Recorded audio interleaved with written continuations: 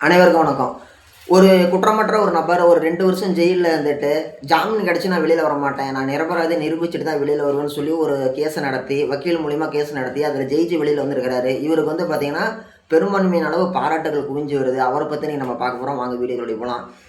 சேலம் மாவட்டம் ஓமலூர் பக்கத்தில மேச்சேரிங்கிற கிராமத்துக்கு பக்கத்தில இருக்கக்கூடிய எம்பாலப்பட்டி அப்படின்னு சொல்லக்கூடிய ஒரு கிராம ஊராட்சி ஓகேங்களா? ஊராட்சி பஞ்சாயத்து. அந்த பஞ்சாயத்து அந்த கிராமத்தில இருக்கக்கூடிய பேர் வந்து என்னது எம் காளிப்பட்டி. அந்த எம் காளிப்பட்டிங்கிற ஊர்ல வந்து பார்த்தீங்கன்னா, ஒரு இளைஞர் இருக்கிறாரு. அவர் வந்து பார்த்தீங்கன்னா, தினசரி கூலி வேலைக்கு போகக்கூடிய கூலி தொழிலாளி. அவங்க அப்பா இல்ல. அம்மாவும், பாட்டியும் மட்டும் தான் இருக்கிறாங்க. ஒரே வீட்ல வசிச்சு வாழ்ந்துட்டு இருக்கிறாங்க. டெய்லி வேலைக்கு போவாரு, வருவாரு, இப்படியே இருந்துட்டு இருக்கிறாரு. அவரோட வாழ்க்கையில ஒரு மிகப்பெரிய ஒரு பேரிடியே நடந்த சம்பவம் என்னது 2024ல ஒரு சம்பவம் நடந்துச்சு. அவிங்க தாய்மாமா பொண்ணு வந்து அண்டர் 18 ஓகேங்களா? 18 வயசு கம்ப்ளீட் ஆகல. அவங்களுக்கு வந்து குழந்தை பிறந்திருக்குது. ஹாஸ்பிட்டலில் வந்து யார் என்னன்னு சொல்லி செக் பண்ணி பார்க்கும்பொழுது, அந்த பொண்ணுக்கு ஆதார் அட்டை வாங்கி பார்க்கும்போது 18 வயசே பொறக்கல.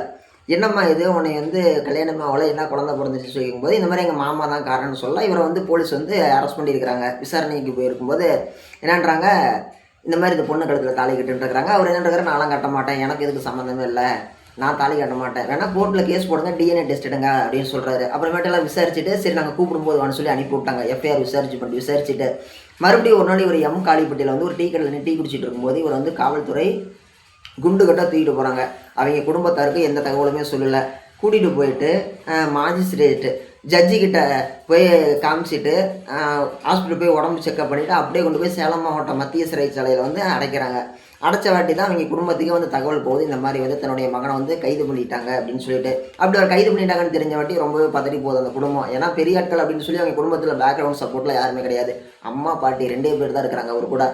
உடனே என்ன பண்ணுறாங்க, தெரிஞ்ச ஆளுங்க மூலிமா போய் மூவ் பண்ணி பார்க்குறாங்க. மூவ் பண்ணி பார்க்கும் பொழுது ஓகே காவல்துறை தான் தன்னுடைய மகனை கைது பண்ணியிருக்கிறாங்கன்னு ஒரு தகவல் அவங்களுக்கு தெரிய வருது. அதுக்கப்புறமேட்டு அடுத்த காலகட்டங்களில் அவருக்கு ஜாமீன் கிடைக்கிது.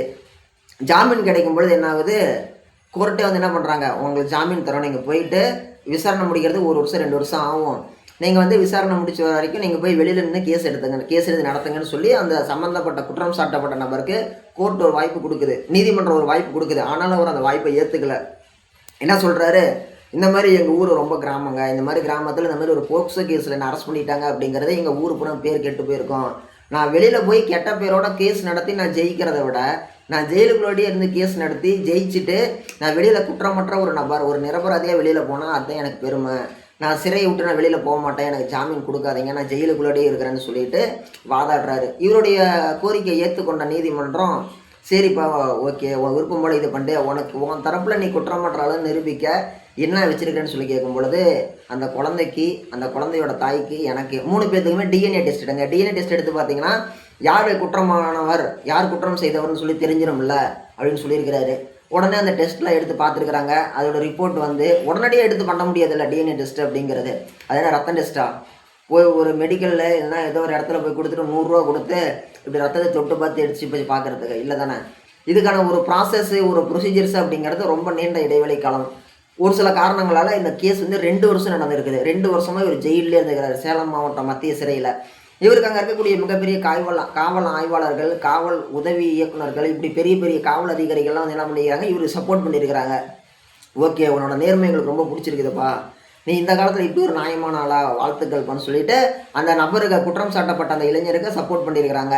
அந்த டிஎன்ஏ டெஸ்ட்டு போயிருக்குது. அந்த குழந்தைக்கும் தாய்க்கும் இருக்கிற டிஎன்ஏ இந்த குற்றம் சாட்டப்பட்ட நபருக்கு கிடையாதுன்னு சொல்லி நிரூபணமாயிருச்சு. அந்த குழந்தைக்கு இவர் அப்பா இல்லைன்னு சொல்லி முடிவு பண்ணிட்டாங்க. அப்படி இருக்கக்கூடிய ஒரு சூழ்நிலையில் அந்த பெண்மணி வந்து அந்த சின்ன பொண்ணு வந்து 18 வயசு கூட ஆகாத பொண்ணு வேற யாரோ ஒருத்தரை காப்பாற்றுறதுக்கோசரம் இவங்க அத்தூட்டு பையனை வந்து மாட்டி விட்டுருச்சு ஓகேங்களா. இதில் வந்து இவர் நிரபராதின்னு சொல்லி முடிவாகி 2 வருஷம் கழிச்சு கோர்ட்டு மூலிமா நிரபராதின்னு விடுதலை செய்யப்பட்டு வெளியில் வந்துட்டார். வெளியில் வந்த வாட்டி இந்த மாதிரி ஒரு பொய்யான புகார் கொடுத்துச்சுல அந்த பொண்ணு, பொய்யான ஒரு தகவலை பதிவு பண்ணுச்சுல அந்த பொண்ணை எதுவுமே பண்ணல. அதே மாதிரி வந்து பார்த்தீங்கன்னா இப்போ அந்த 2 வருஷம் கழிச்சு அவர் வெளியில் வந்துட்டார். வெளியில் வந்த வாட்டி இவர் எங்கேயோ வேலைக்கு போய் கேட்டால் கூட வேலைக்கு சேர்த்திக்க மாட்டேங்கிறாங்களாம்.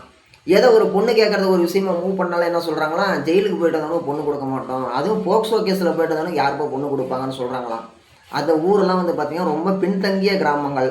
இன்றைக்கி எல்லார் வீட்லேயும் fridge, washing machine, AC, mixie, TV, 5G phone, Jio sim, Airtel sim இப்படி எல்லாமே போய் சேர்ந்தாலும், மன ரீதியா மக்கள்லாம் ரொம்ப பின்தங்கி இருக்கிறாங்க. ஜெயிலுக்கு போயிட்டு வந்தாலே அவன் பெரிய குற்றவாளியா தான் கருதுவாங்க.